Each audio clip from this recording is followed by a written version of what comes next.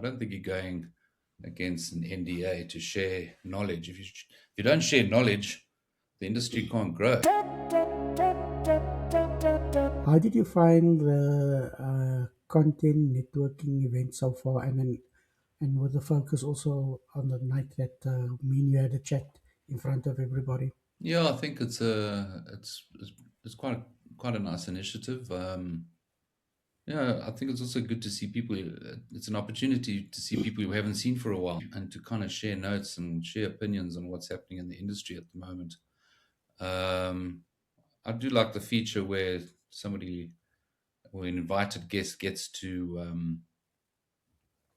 have their say, to either market themselves or discuss a particular point in the industry. Yeah, so I was given the opportunity to say a few words uh, two months ago, and that was good. Really, just shared my thoughts on where we're at, and as an industry in South Africa, and a little bit about what I've done, and a little bit about how I do things when I'm directing. Nice informal environment to kind of really share with colleagues that we know and people that you meet for the first time. So I think it's a good initiative, and I think it should continue. I do that whole spiel about the National Television Video Association, this whole organization. When you started in this industry 30, 40 years ago, did you attend? 40 is How many not years ago? 40 years. How long ago? See, I forgot. 30, 34 years ago. Yeah, I But suppose, yeah, going back 34. 34 years ago, yeah, it's close to 40. If you go back to 34 years ago, did you attend anything like that besides the informal chilling at the bars and stuff like that? Like, was there industry vibe that you No, went to back in the day? I knew that they had them, but I never attended any of those. But isn't it like everything in life where the people involved in something like that thinks that that is the world, their world, and it's like represents everybody, and then you sit so as an outsider going, "Oh, I didn't know about that." And a good example for Hmm. me is the Editors Guild, the Video Editors Guild, or the Guild South African Guild of Video Editors. No clue who they are. Hmm. No clue what they can do for me, other than that year when a year ago or 2 years ago when I was busy with, I think, Hunted. No, not Hunted.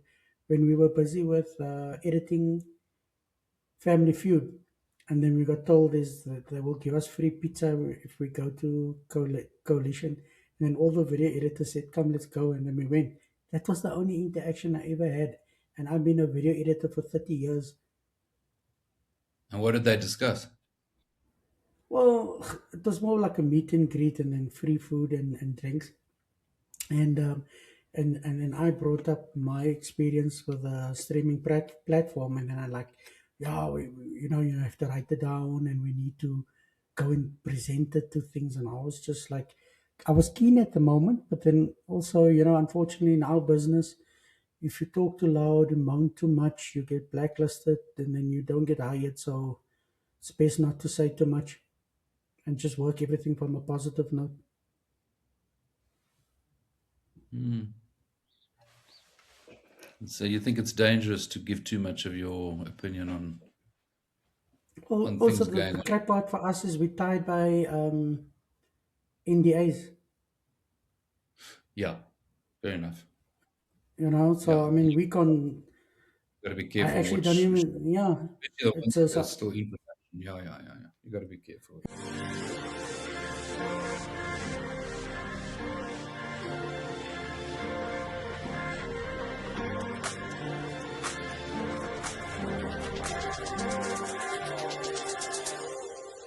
So today I'm working from my home, but usually I go out to clients' houses and do the lessons one-on-one at their homes. And it's often for a little occasion, like bridesmaids have asked me to come and teach their bridal party as a gift to their bridesmaids. I've taught moms that want to know what to do before the wedding. I've done it as birthday parties. So it is about learning, but mostly it's just about having fun.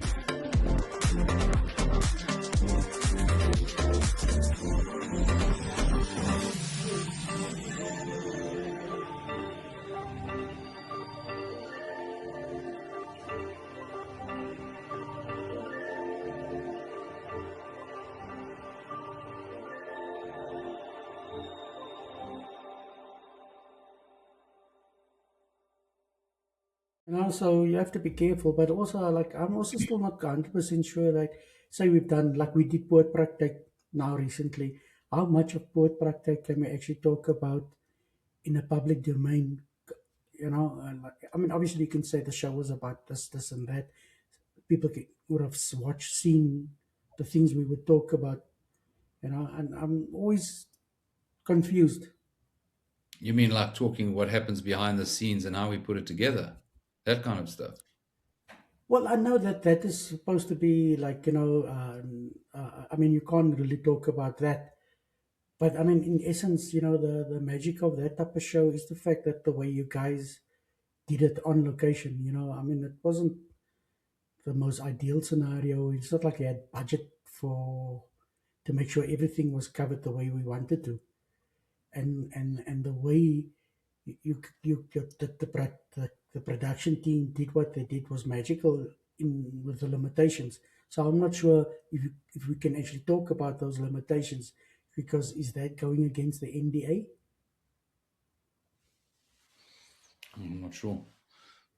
But I mean, it's pretty stock standard stuff. You work within the budget that you get, and then you, with the budget that you have, you then go and source the tools that you need. When I mean tools, I mean cameras and sound equipment and the people that you're going to need to be able to put it together. And you make do with what you have. So, yeah, I think you're right. It is quite remarkable what we managed to achieve with the budget that we had. Um, but I think that's because of the years of experience and the networks that we have and the favors we can pull on to make sure we can always pull off a good show. You're going to have to sometimes lean on certain aspects like networks, experience, and you deal with the cards that you dealt with. But NDAs that we sign, are we allowed to talk about those experiences, and are we breaking the condition of our NDA? I don't think so. In my opinion, if it's gone out already on air, it's in the public domain, people can watch it. To see the other angle of how it got made, I mean, there's a lot of behind the scenes type shows that get produced. I think the things you can't disclose is how much you made it for, or how much you paid for a camera or a cameraman. I think that Yeah, that is understandable. I mean, we don't go walking around saying how much we how earn we or made it, and the kind of cameras that we used. I don't think it's a huge secret. I mean, in fact, you should be sharing that for the younger or the newer generation, people that are coming through that want to produce good programming for, or in this case, CakeNet. I think it's good to be able to share the spec that was required or the spec that was used to produce that particular show. I don't think you're going against an NDA to share knowledge. If you don't share knowledge, the industry can't grow. So, but yeah, I think there are certain touch points you can't talk about that are confidential. Like budgets, I think is always a bit sensitive. I mean, I don't even know what the budgets are on a lot of the shows I work on. So, hmm. uh, I think you've got to be careful, but I think the making of TV should be shared. I remember when we started this conversation, you said it was nice to see some of the older faces, familiar faces that we haven't seen for a while at the content networking event, creative networking event. But then it's Yeah. also sad to see how many of these very experienced colleagues and friends of ours are actually out of work, or have not worked in a long while, and that's actually quite a scary reality that we're all facing. Yeah, but those people are there because they want to call back on their networks. And also, our industry is changing all the time. Doesn't matter how old you are, as long as you're prepared to evolve with the industry, then you should be at these kind of events to see what is the latest, greatest new things that are happening and how producers are using it. Like, for instance, the new buzzword is AI. So, and then where do you share all that knowledge, or try and get insight into AI, is to talk about it with people that are willing to talk about it. So, call it the older guys, are there obviously to show that they're still around, still very capable. I mean, some of the best cameramen I've ever worked with have been there. Yeah, I mean, it's sad, but I think it's sad for everybody. I think it's not just call it the older guys. I think everybody at the moment is under pressure. Everybody wants to Mm. work, and everybody's trying to find out how they can keep themselves busy while we work out what the new normal is. And in South Africa, um, with the changes happening with broadcasters and technology, Well, you yeah, said AI. I'm using Riverside. I'm testing this with this interview. I'm using Riverside Studio. So it's a mm, podcast software. I'm using the free yeah, version for now. yeah, And the theory or the way they market or the YouTube videos I've watched about how to use it or the why yeah. to use it is the fact that after we record this, the system will give me two cameras, your camera, my camera as separate feeds so that I could intercut between the two of us what I want to cut. So that is cool. That's Mm. nice control. And then another feature is that it transcribes everything we say, which is for me, I always look forward to an AI just transcribing what I say because with my accent and Cape slang, if they can get that right, then it's magical. And and I then work out. also yeah, the spelling, especially with me, I can't spell to save my life. And then the other thing that I'm waiting to see once we've done this recording is the fact that it will identify social media worthy clips. Okay. And I mean, if you just think about the workload that the AI functionality of this Riverside's So it's going to edit it for systems. you as well. Is that what you're saying? Well, yeah, well, I mean, the idea is to do this a top and tails in the sense of I don't want to really edit. Um, Mm, so that means I know that I can press a button that says remove all the ums and ahs and the dead space, but then it creates those jump cuts. So I don't know if that makes it feel less authentic or online viewers kind of aware that when they like see you those said, jump cuts, to become they a norm. know a norm. But again, as a director, sometimes the we don't like ums and ahs too much, but also sometimes within the edit, it kind of reflects that person's state of mind. And then Mm, there's certain times we will leave it in the edit so that helps the storyline. So once I'm done with this recording, I'll watch it and then see what I feel. But the point I'm trying to make is, if this thing lives up to the promise, mm, it should then cut down the workload that I would have normally had to do, which means syncing up the two cameras, uh, mm.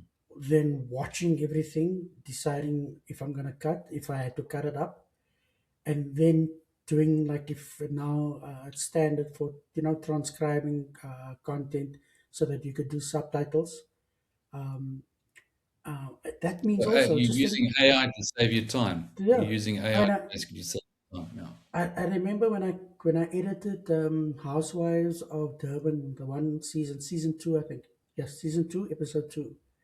And then because I didn't speak Zulu, they needed to get a subtitler in to transcribe and subtitle uh, what was needed for me to be able to pick up the story, especially in reality. And and then also because it was going on to Showmax, which then caters for the subtitles, like hearing impaired and all that.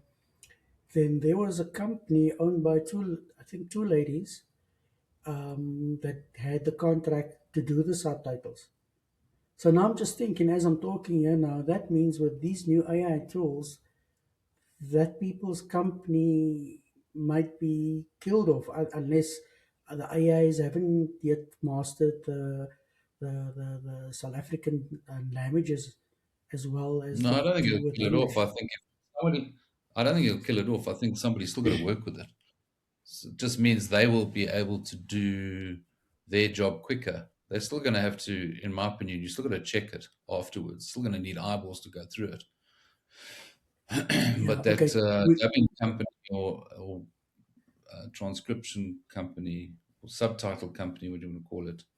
If anything, they're going to just become more efficient, which means they can take on more work. And in my opinion, can start making more money because they're now using AI to help them with their own business. So I don't think the company goes under. If anything, it's going to help the company take on more work. that's actually a cool. I need to reach out to those ladies. I'm just thinking they would make cool content creative networking event guest speakers, just to remind us of their world. You know, that will be a cool guest speaker for in the future. Yeah, No? exactly. And then, Bring them in and see how it's benefiting. Or if they're not using it, why they're not using it.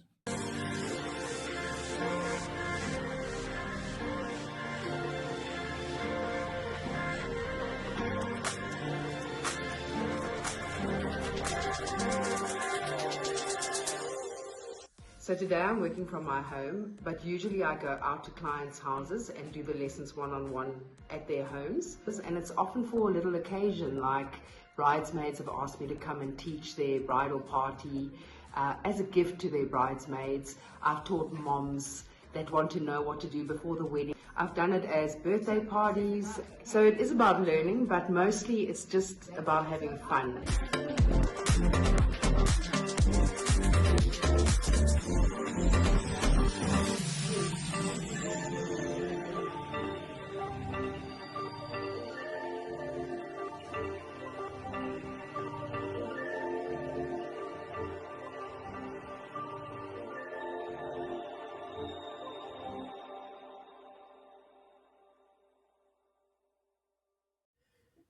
you know, our industry has changed so much.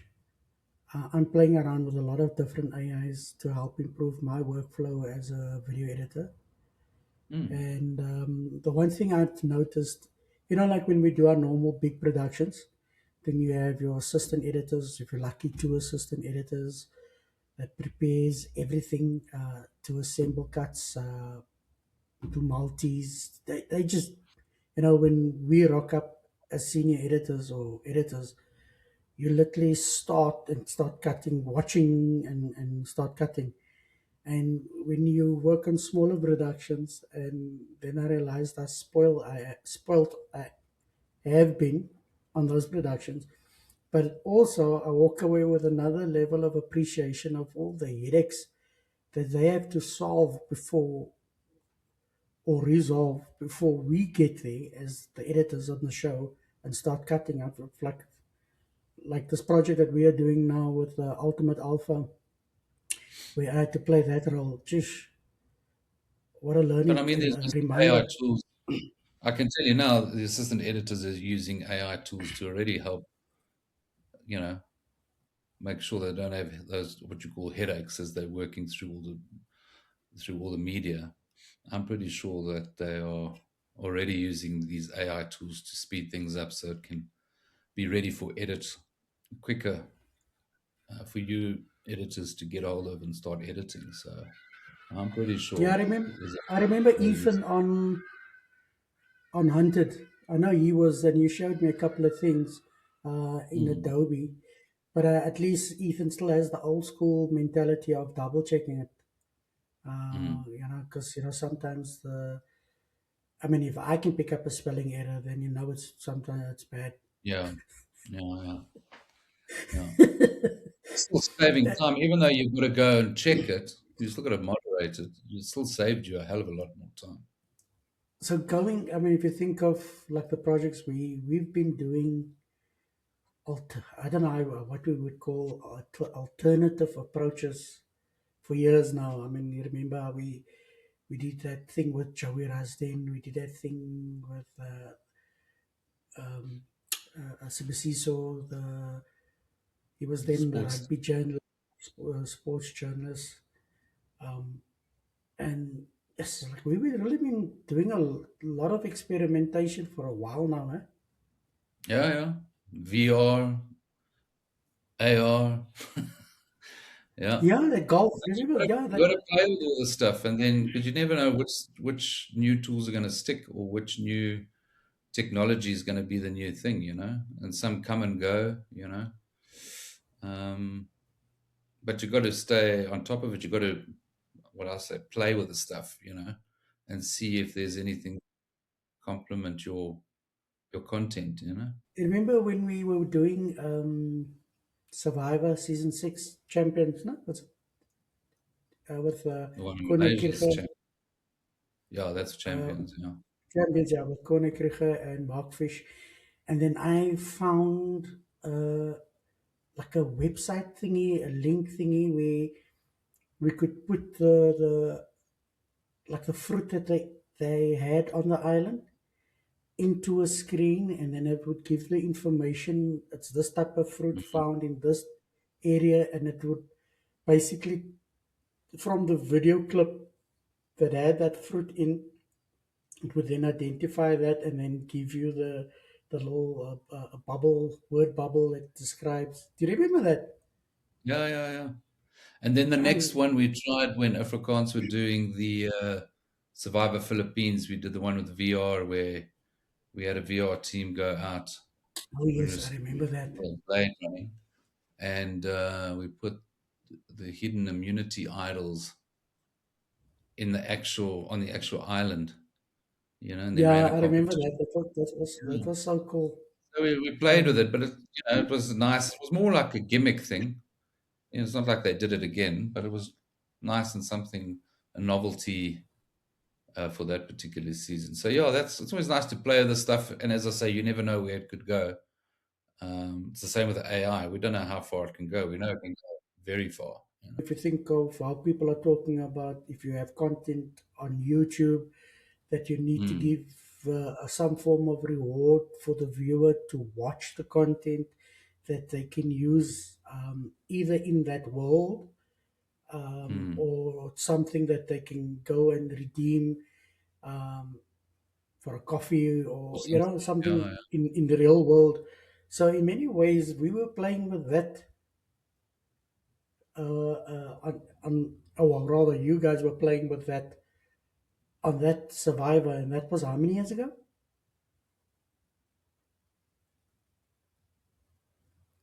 yeah. 8 years ago, I think. I can't even remember the year. Yeah, But maybe but it, 2017, 2018. but Yeah. again, the point is like I mean, look at the now there's a term for it for what you Mm. guys did then, the gamification of the experience of, or rather, the island for the viewer to kind of explore the island that the Yeah, exactly. contestants experience. Because remember, you could go into There on the the island. different Yeah. tribes section, and then you could see visually the place, what it looked like, and everything, which was cool. You know, Yeah. so yeah, it just so it makes you think what's going to happen with uh, the evolution of AI and Mm. what is still to come. Because the one thing I don't like with AI is when everything is too AI world. I don't know if that Mm. makes sense. You can see it's It's so too polished. artificial. Yeah, and then you go, Yeah, it looks polished. okay. Too polished. Yeah. I mean, the one thing, and then that's probably also because of our background as reality people. We don't like things 100% clean. You know what I mean? Like we don't mind a little bit of soft focus when it can help with the narrative or the story arc. We don't worry about a shaky camera at the right point. Not that the cameraman or camera Mm. person goes and plan. Oh, I mean, the person is emotional or it's chaos, and then they will move the No, but camera. you use that. But we would use You it. use it So to tell the story. Yeah. and so the point I'm trying to make is, for me, when I watch some of these AI videos, is the fact that everything looks too neat, too polished, and for me, then that's where I lose the connection as a viewer. Mm. How have you felt Yeah, but about? maybe the prompts will start allowing it. You can ask it to maybe be a little bit more edgy, or I think in time it'll just get better and better. So maybe one of the prompts will be, "Don't make it look so polished," and then it'll understand what you're saying. I don't know if you saw that video of Ben Affleck and his company that I think he sold it to Netflix or something like that, Yeah. where it's an AI. It creates generates backgrounds, so they can shoot on in a studio, and then just put in the background of the location, so that Okay. apparently it's so that So they it can shoots just focus in more. place. So they're still using real actors. Yeah, but in his interview, it's almost like, yeah, no, so that the director can focus on the performance and not worry about the locations and the logistics. But then it means there's now, they've taken away the work of a location scout, they've taken away the use of an actual location. And as we know, cities, countries, um, pitch themselves to production companies like Cape Town has, in the sense of come and shoot here because then if they come shoot a movie here, there's X amount of people who gets employed, the carpenters, this and the whole ecosystem around a production. Yeah, but in saying that, you also got to know. Well, we all know that worldwide the budgets are shrinking.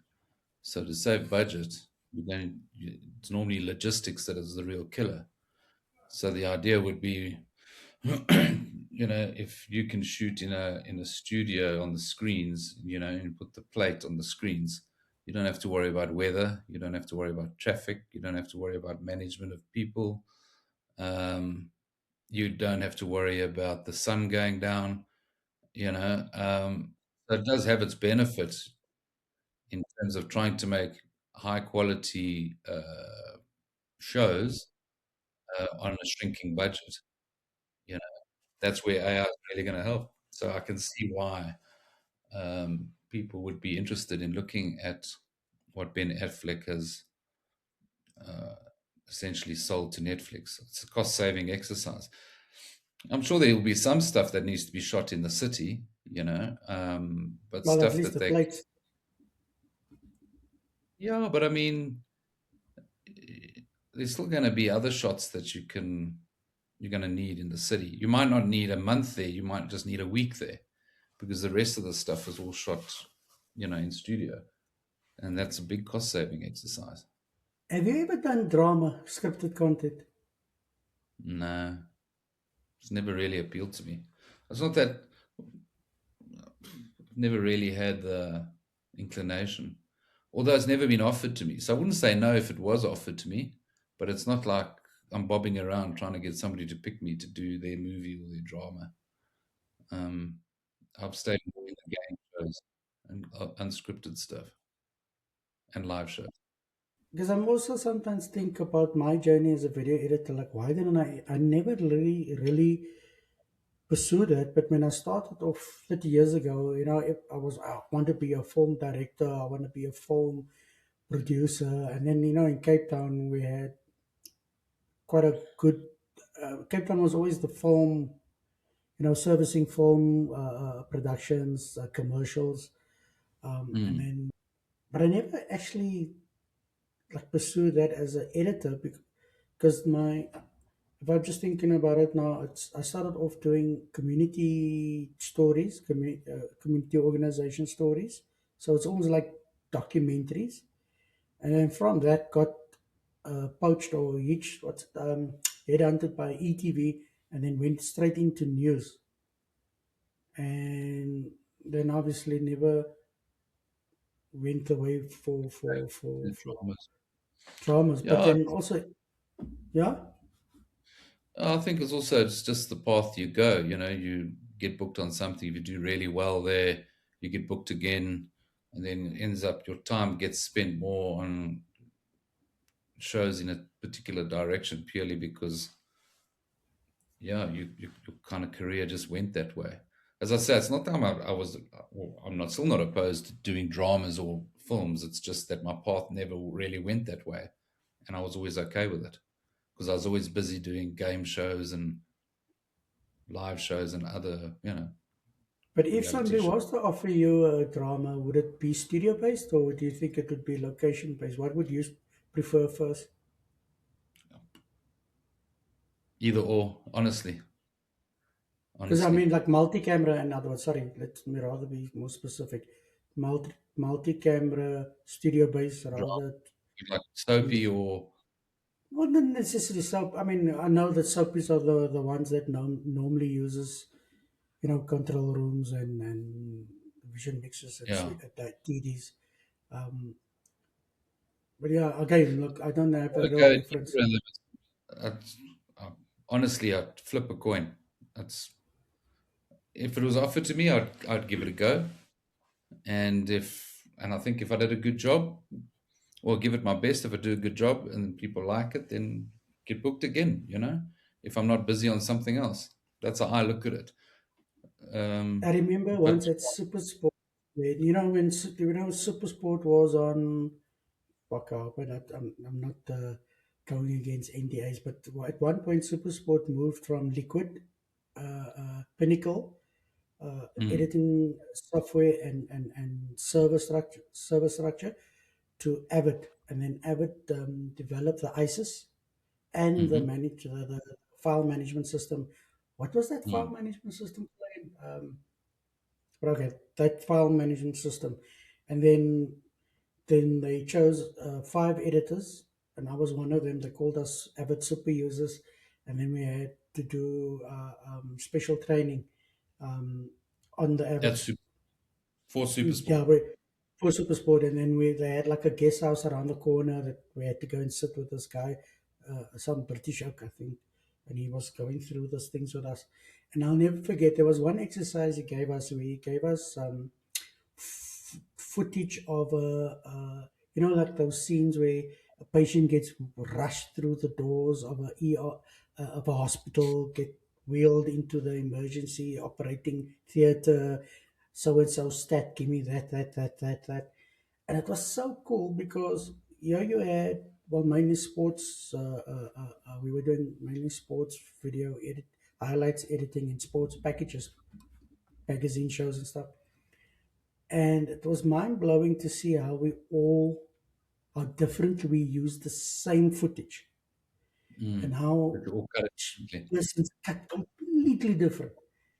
And that was exciting for me because again, I used my reality background where nothing was in the chaos of that whole rushing in. I used all those shots the unstable shots and the little quick zooms and then the one guy had the neatest shots. Like he would only come in when the frame was perfectly done, and it was mind blowing. Um, but then I always had that in mind where I say, if anybody was going to hire me to do a scripted edit, drama edit, they're going to Mm, have to allow me to cut reality style because I wouldn't be able to do it with uh, this clean, neat. mm. Well, unless that's what the director wants as well. The director will give you the change as Yeah, it feels look, vision. yeah, but I mean, I don't understand that well. I don't understand how editors do their processes. I mean, because I know they work with a proper shot list and stuff like that. Mm, We don't. We get like 12 terabytes of footage, and then we go find. We know what's the story, but we literally go and find the story that the content directors think it should be there. mm. And then also we always love finding extra bits of content that can just help the story more, and that's always our pride and joy when you watch a cut, Mm. you know. And but what is always your approach to the shows that you've done as a director? Like, I mean, I always tell people, if you're gonna enter in a reality show, first check if Warren Bleksley is the director, series director, because if you see What? Warren Bleksley's name, you're gonna earn every cent of whatever you're playing for, because your games and the stuff you get put people through is always hectic. Oh, okay. Well, I don't know. I think uh, I think just we always inquisitive, always inquiring on everything that goes on around you, and watch what's happening in the world, and think, oh, that's interesting. Take a little piece of this, and then what if I take this little piece of a game from this particular sport, and I put it into this kind of scenario with people instead of whatever. So there's no real formula. It's more just kind of keeping eyes and ears open and kind of going, I like that, but I don't like that part of that. But I like, you're taking different aspects of things that happen around you. I think it also helps that I do enjoy sports. I think a lot of these reality shows need jeopardy, and jeopardy comes through sports, and cliffhangers and all those kind of things. I think having a love for sport has kind of helped me work out the games that we kind of make on all these different reality shows. You know, uh, Competitiveness. Same with game shows too. Actually, yeah. I think I think the idea of always wanting to just, I call it play, just play with the elements that you're given. So you're given a brief and say, here's a brief, and now go play, go make something. And it's not like an, it's not like a recipe. You know what I mean? What I do like to do is kind of unpack everything and then pack it again, if that makes any sense. So every Mm-mm. little bits and pieces is a puzzle, and you gather all these pieces, but you don't know what the puzzle looks like, and then you slowly put it together. But it's actually a puzzle that you're making. You know what I'm saying? Um, so yeah, I just allow myself to play. That's the way to do it, and don't get so hung up. And then also the other thing is don't fall in love with your creative, um, because somebody will come and mess it up.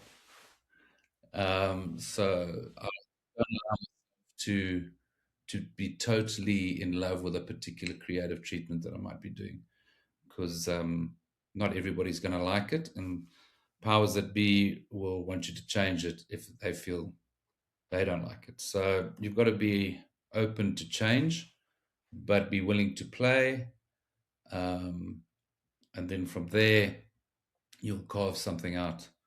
I I don't have a formula.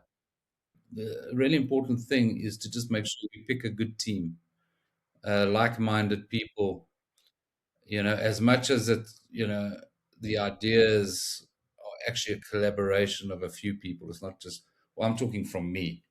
I do like to collaborate with people and get ideas from people, and then take the best of their ideas and try and mash it into some of what I want to do. So I like collaborating. I really do. I like the brainstorming session with people.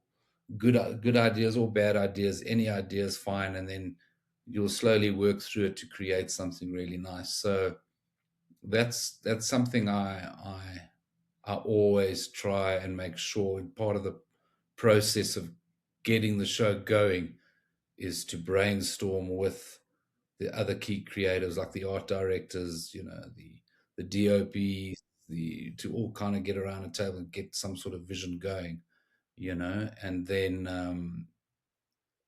as the SD, to just push that that vision forward, but be open to collaborate. By collaborating makes the show so much better, because it's just more brain power that's been put into it. So try not to have the ego of saying, well, if it's not my idea, it's not going in, because then it kind of starts to, in my opinion, stagnate.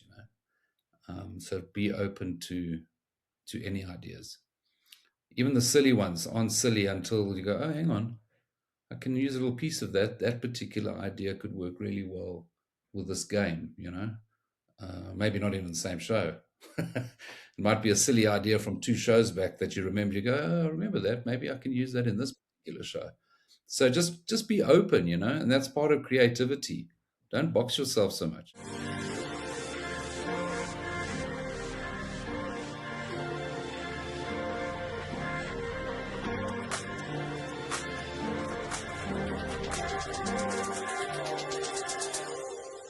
So today I'm working from my home, but usually I go out to clients' houses and do the lessons one-on-one at their homes. And it's often for a little occasion, like bridesmaids have asked me to come and teach their bridal party as a gift to their bridesmaids. I've taught moms that want to know what to do before the wedding. I've done it as birthday parties. So it is about learning, but mostly it's just about having fun.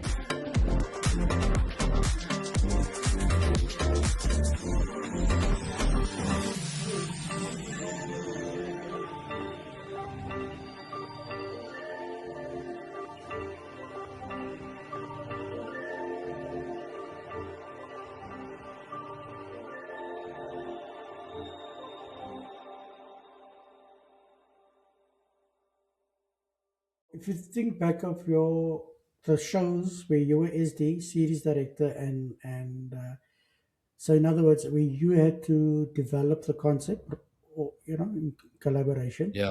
and not the Yeah. international formats that were brought in, and then you had to play your Yeah. role on that. If you think of Yeah. those type of shows, what show would you have loved to have continued, other than maybe the 1 season or 2 seasons?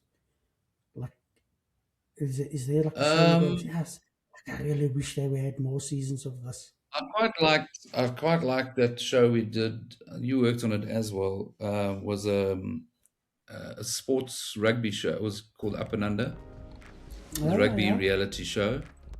I would have liked to do a cricket version or a football version or a tennis version of that. So the same format, but just with different sports codes. I think that would have been really nice. Golf. That was really a nice show. I think even a second season of Up and Under as a rugby show would have been pretty good, because we would have improved on the learnings from the first season. That was a good show. I imagine also just thinking of we had a up and under rugby team at one of the rugby festivals. That would have been so cool. Exactly, yeah. And I mean, rugby's so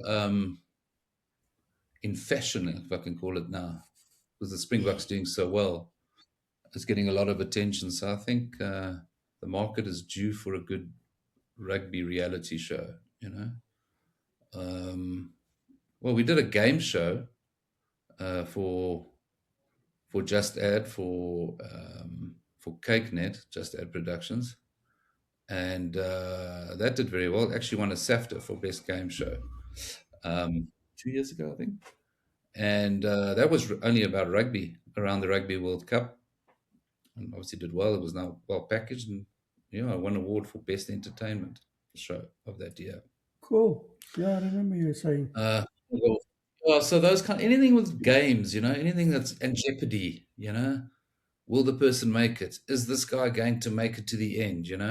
The tragedies, the backstories, everybody's got that backstory. Everybody, creating kind of these characters and having viewers vie for these people, because they're in the same town or living the same experience or that kind of thing. That's also fun. It's trying to get the cast balanced well enough to represent the viewers who are going to watch the show, But with Up and Under, if I remember, I mean, I'm clearly remembering some scenes playing out. I mean, that was 18 years ago. I know, but I love that show. So I mean, that thing of when you had the trials in the different regions, Yes. and then a guy that went through trial number 1, 2, 3 was doing well, and then got injured and couldn't make it to the final selection, and the level of emotion. Exactly it, yeah. And I mean, you had those kids in tears, because they were The dream wanting one game, or I remember that one boy from the Eastern Cape with the white boykie that could speak Xhosa fluently, and then Jared or something, and he went quite far, and then did Got injured something in a happened to game. his. No, I think in training. It was a training. Gee, that's how much I like that show. I can remember that things. A training exercise that went wrong, and they were trying to rehab it, and then because that show had, remember the facilities that they had at the training grounds where they were staying, that science, In the Irene. sports science, yeah. And they said, no, you're not Mm. gonna heal. That's gonna take too long for you to heal, and how devastating that was. I mean, He was yeah, out of the show. Yeah. out of the show, and he But had that's a so much. tragedy of sports, especially rugby. You work all your life to want to become a Springbok, and in one training session, it could be all over. And it's happened to lots and lots of people through their careers. You hear it a lot of guys. I could have made the I Springboks, was but I got injured in high school against this. Like, okay. Anyway, but that's the tragedy of rugby. well, It's a tough sport. I was well on my way to become a Western Province rugby player in my day. I Oh, fell really? too hard once, yeah, in a scrum. Mm-hmm. Good, man. Good on you. Yeah, and then if you think of the international formats, what would you say was like the one that you thoroughly, or a few that you thoroughly enjoyed going, flip, this is so good. Why didn't I come up with it? I really enjoy tough shoots. So the recent one from last year was really good. I enjoyed that because it was tough. It really pushed all of Which one? us. It Oh, hasn't come out yet, oh, that one, but it's in, Wanted. yeah, yeah. So Yeah. that was very rewarding to work on. They're all rewarding in their own different ways. Trying to think off the top of my head, some other ones. Obviously, Survivor.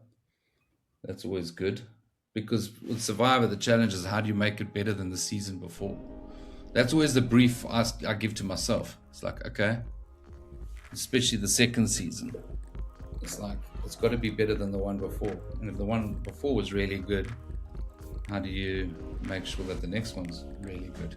So, In Survivor, how much are you encouraged to borrow from the previous survivors of the different countries with regards to the I mean, games and challenges? obviously you have access to the Bible games, and you can always adapt certain games from other regions to match your region. So, I, to me, that's once again collaboration. I've got no problem with that. Doesn't mean you have to copy the exact game, but you can take some elements from So it's that not a particular game. requirement. They don't say you must look No, at this game, and because this proved to be so popular, and now you have to kind of work it into your no, but if season. they say it's proved to be popular, and then you should really seriously consider it. Yeah, but it's not like you've got to make every single game the one that's in the Bible. Otherwise, as a format, it's going to get stagnant because you've got all the same games. So when we finish the game, when we finish the season, we put together our production Bible. Then it goes back to the format owners, and then other regions around the world can look at those games and kind of go, oh, this kind of game would kind of work well for our territory or for our viewers. So yeah, that's how it works. It's sharing of the knowledge so that the format can keep moving, can keep evolving, so people keep buying the format on the success of other series. So yeah, Well, there's two trying to think shows of in some my other. mind that I thoroughly loved editing. The one is Coast City Africa, which you were also part of in that one you shot in Yeah, Kenya. I did a few. Yeah, I Yeah, and was then a replacement as a stand-in director Eugene, for one of the seasons and then the other one that I in thoroughly Kenya. loved. Yeah.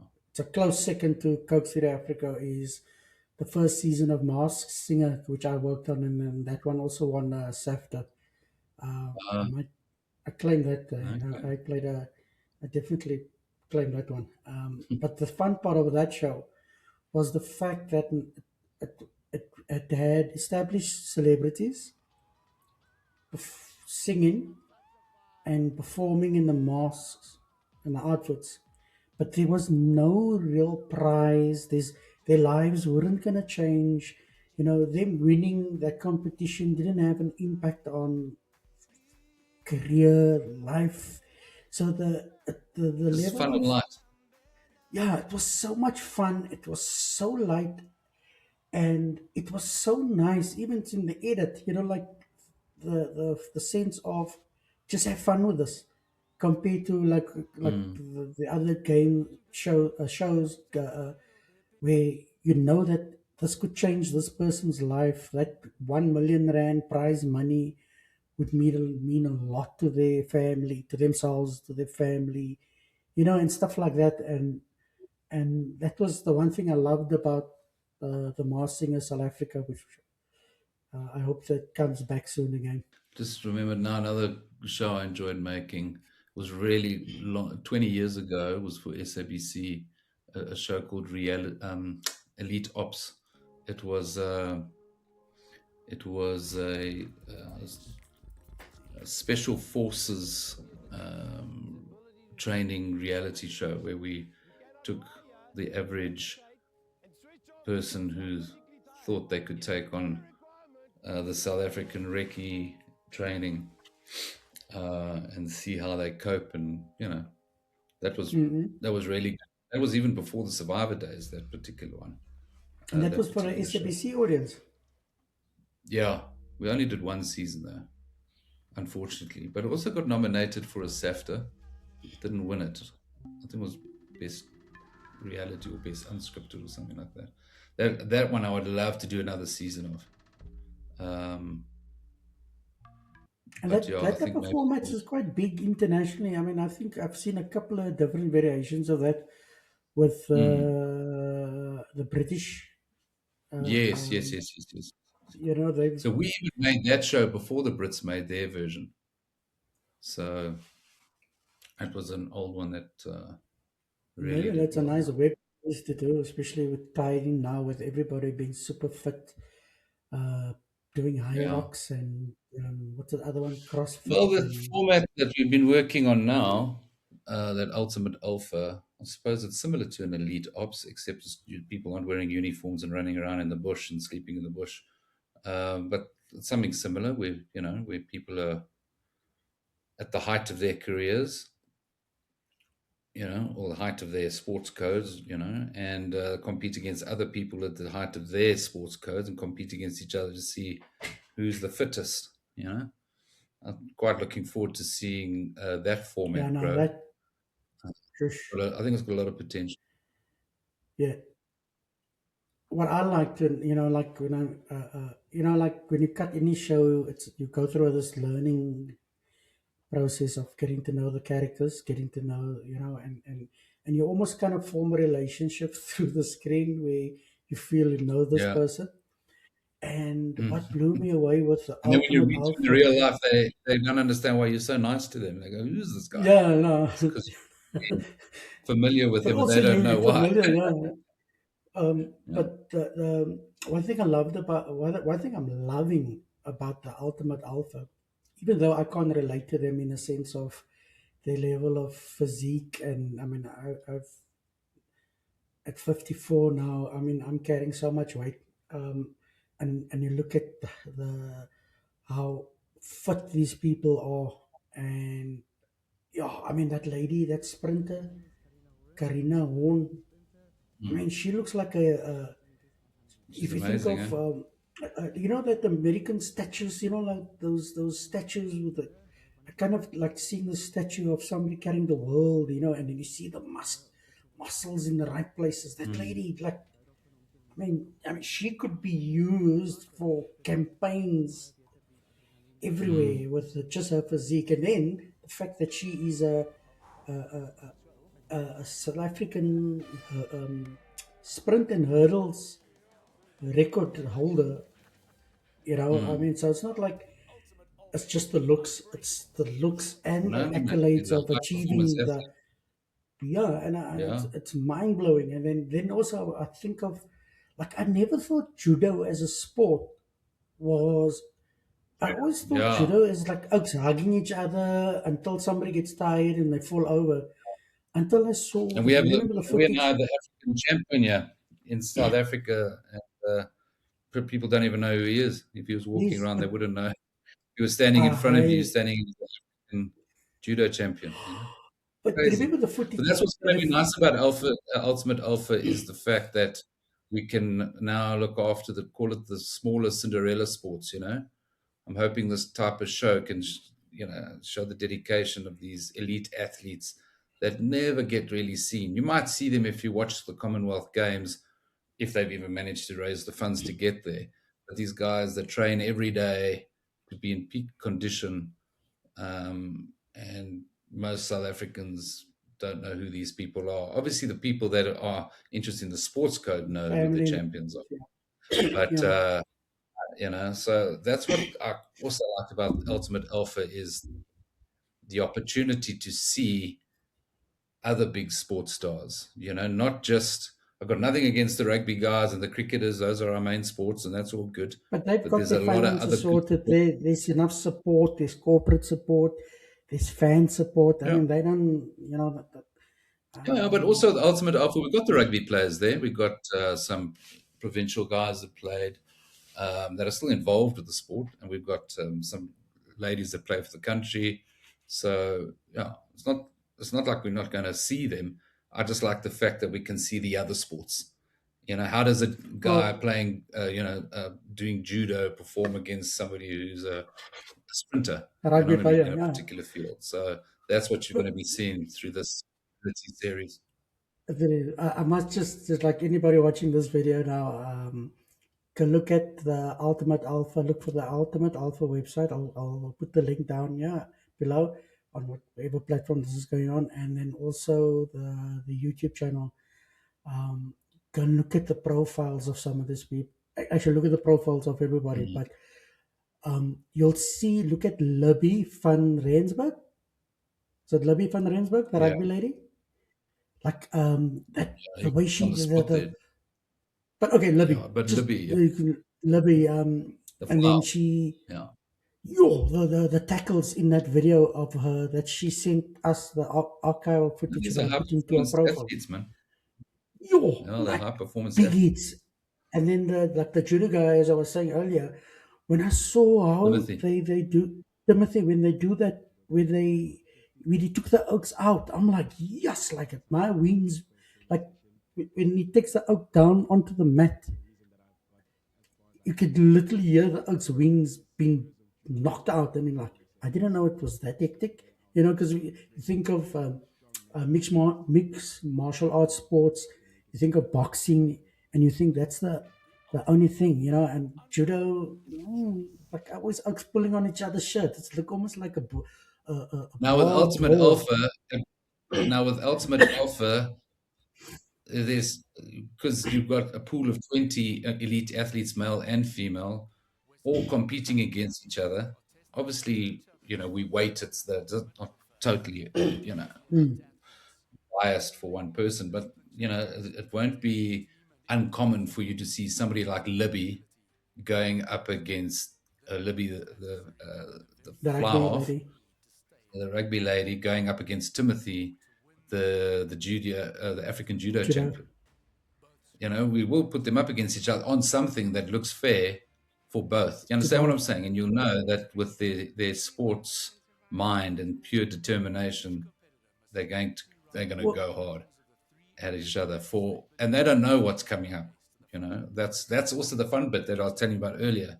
So we're going to come up with these creative games that are going to put these ultimate athletes up against each other in various games and sort of sports variations of sports all mixed together, in a battle of sorts. Yeah, it's a bit like that physical 100, but SA style. wow. That's what you're going to Well, be creating. Yeah. I'm also just thinking now, obviously, we haven't uploaded the tests, test one, test two, test three. Well, the other one's coming up soon. I think it'll Soon. go But up but in pretty each soon. test, when a viewer gets to watch those tests, you will clearly identify people, and you go, "Oh my God, I didn't know." like the assumption of would Big Okie would be able to do this easier than somebody else that's smaller or Mhm. Yeah, thinner or yeah. whatever. And then you're sitting there going, I can't believe these people survived that long with these oaks, these ladies or these oaks dropped out before. And that's also the fun part of a show like this is that we come with our assumptions as viewers. You know, we look at the physique, we look at that and we go, that one should beat that one. Easy.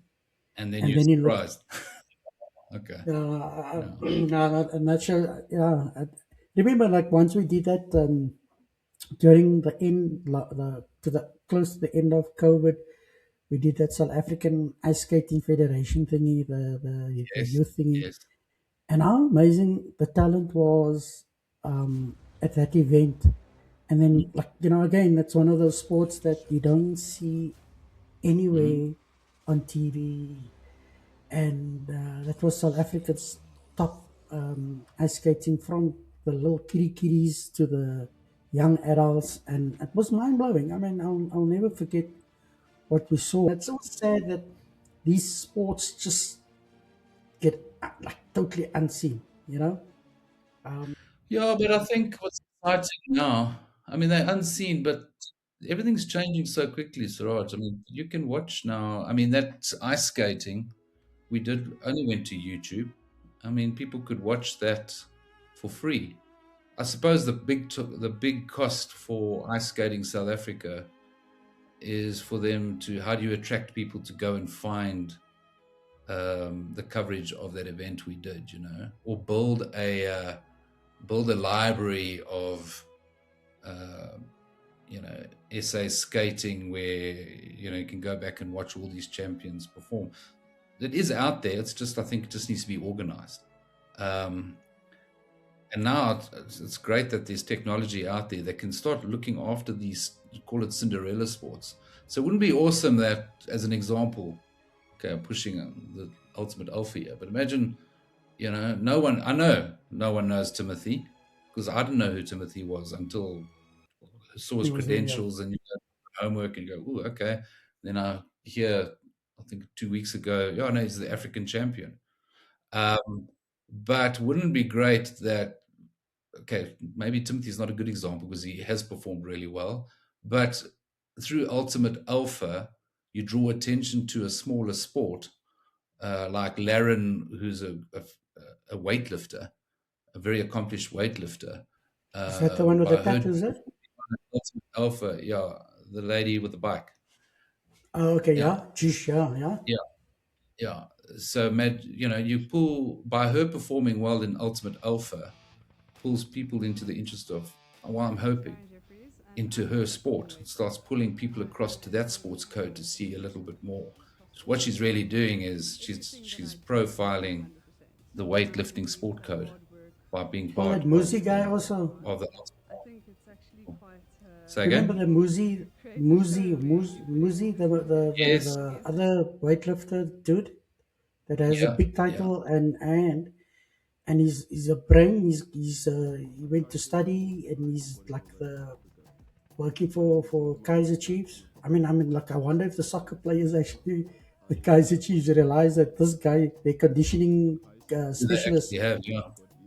Yeah. like the achievements that man has, and then also from an academic point of view, besides the brawn, I mean, that oak looks like that's an oakie that walks in the place, even though he's short, he'll step out of That's his it. way.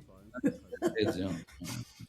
but Yeah. but but also that so then remember we've just been at the last content creators networking event where Mark Gordon with Yes. presenting his Supaview platform, That and was very then good, actually. That was very interesting. Yeah. and then also recently we've been made aware of another platform called Pocket Pocket TV, TV, yeah, as well. Something and similar. Yeah. and I'm quite excited about the possibilities that these type of platforms offer, not only for us independent content creators, but also like in their case, like if you think of the Ultimate Alpha example and the Mhm. Cinderella sports and like we said, ice skating and everything else. And remember that thing the snooker that I was trying to get Yes. off the ground. Yeah, yeah, I remember that. Yeah.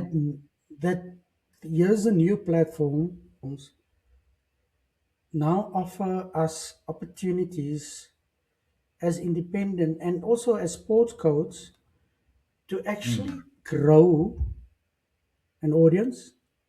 Well, first of all, become a repository of content of their heroes, their future stars. It becomes a repository and a place to help people who don't understand the sport to get to know the sport. Yeah.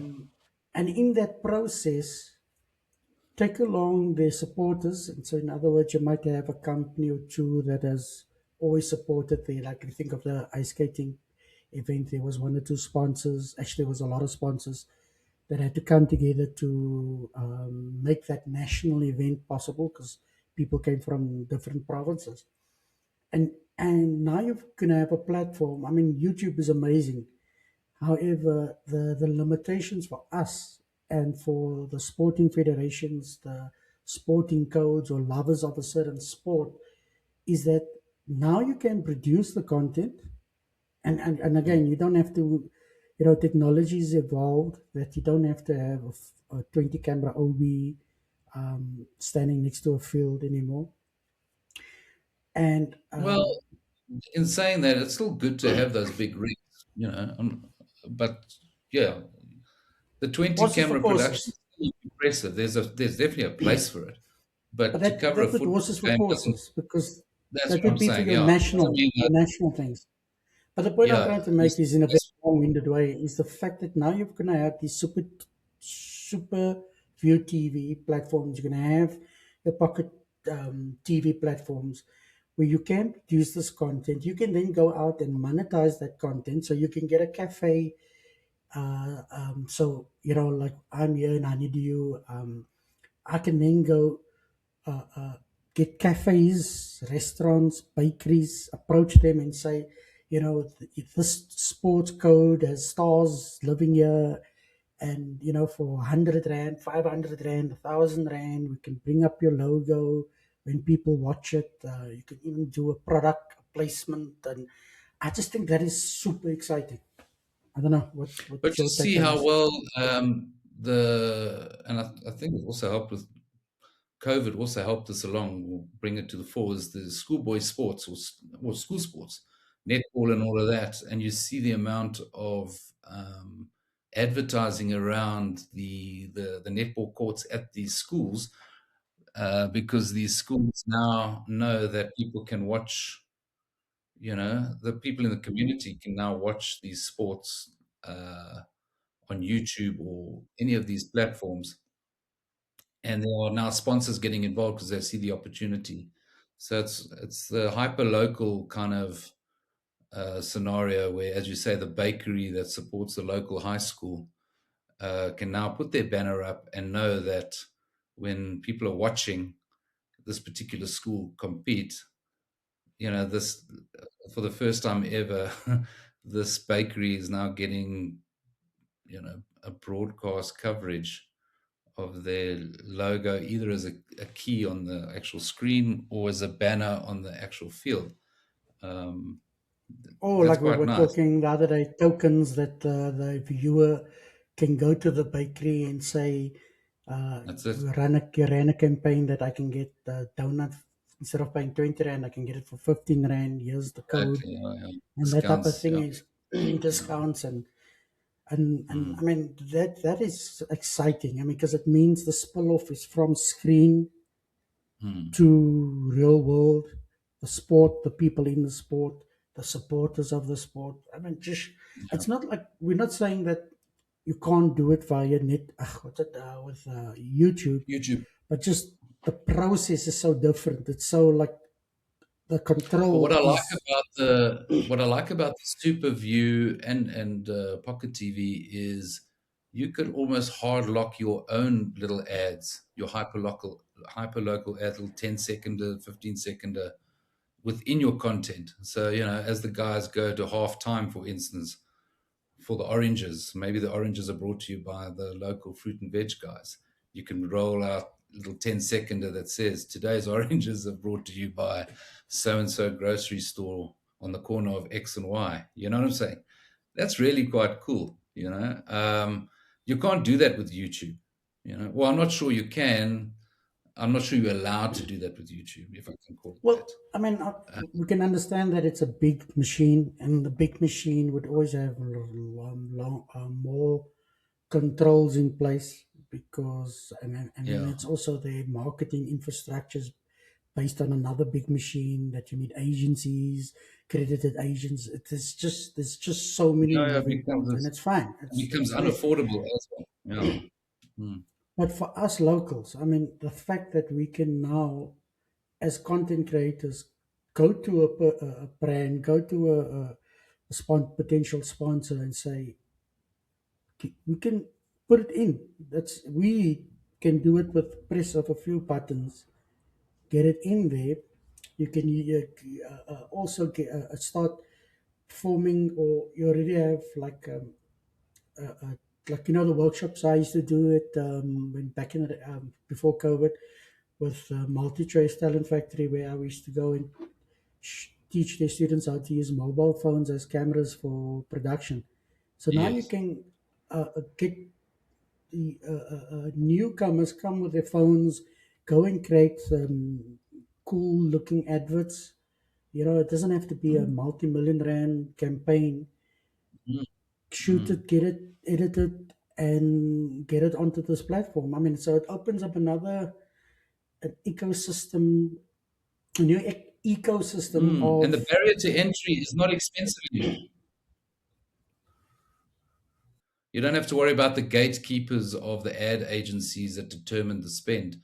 Well, I mean, they still have their place, obviously. I mean, the big corporates work in that way, and they got a lot more sort of media deals across the board. But if it's just a smaller kind of mom and pop shop kind of company that doesn't have the budget in the marketing budget to spend on doing it the way we've come to sort of get used to in terms of 30-second ads, you know, we can now start producing it at a fraction of the cost, and putting it on to these platforms at a fraction of the cost, where it was in 5 years, it was impossible. 5 years ago, it was impossible to be able to do that. Possible now. And I But again, like that. I mean, even I think you brought it up the other day. It's like, have you noticed on SABC Plus, for instance, they've hard locked the ads right up at the front.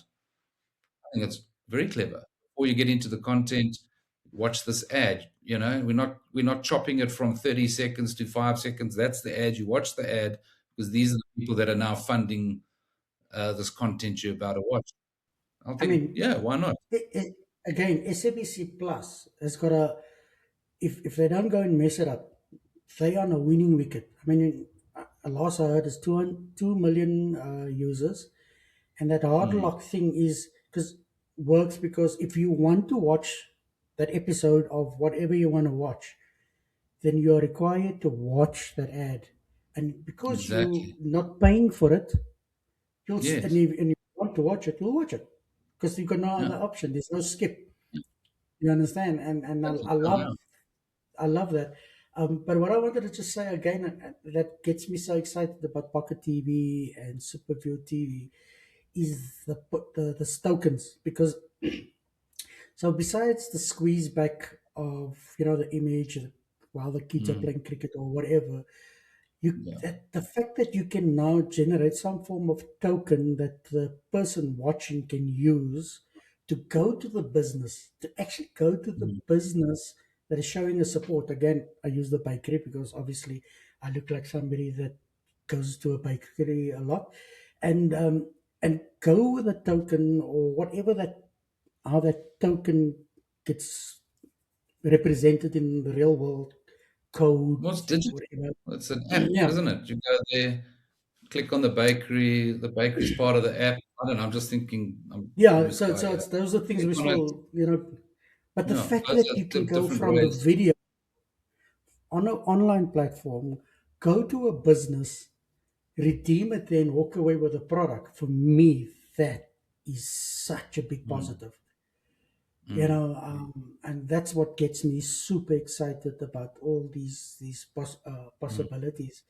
And Yeah, yeah, no, and this, by the way, I'm plugging Content Creative Network event. This is the type of things and the type of people who come and just talk about their products, which we host on the last Thursday of each month, and this month is going to be the fourth edition of it. So yeah, just look at my socials, you'll find it. And space is limited. It's only there's only space for 40 people. So if you want to see people present their products or stuff like this, similar to this and other things, yeah, check my socials. But yeah, so it is exciting. And so within the challenges that we're currently facing, I mean, the switching off of Showmax, um, the current change at uh, Canal Plus, or what was it? What are they actually called now? Are they called Canal Plus. multi choice? Is it called, what is it officially called? Multi choice Canal Plus, or No, I think it's what? Okay, multi-choice whatever at they were Canal. called. Yeah, because I think I saw something they're gonna be go list under JSE soon, or they're in that process. So with all those changes, because the industry has felt the changes, there has been a bit of a slow or pause during this transition of work, or work being commissioned. More so for us in the reality world, I think the drama scripted world seems to be ticking along much better than us. So Yeah, then these alternative platforms become a very important potential for us. absolutely. It's just an alternative that you need to have the alternatives. It's that whole thing. You can't have all your eggs in one basket, you know. And I suppose Canal Plus has a huge variety of channels and opportunities, but they also can't get to everybody. They can't necessarily Mm, get to skating or ice skating or, you know, but if there's a community that want to profile their sport or whatever, um, the content's everywhere, man.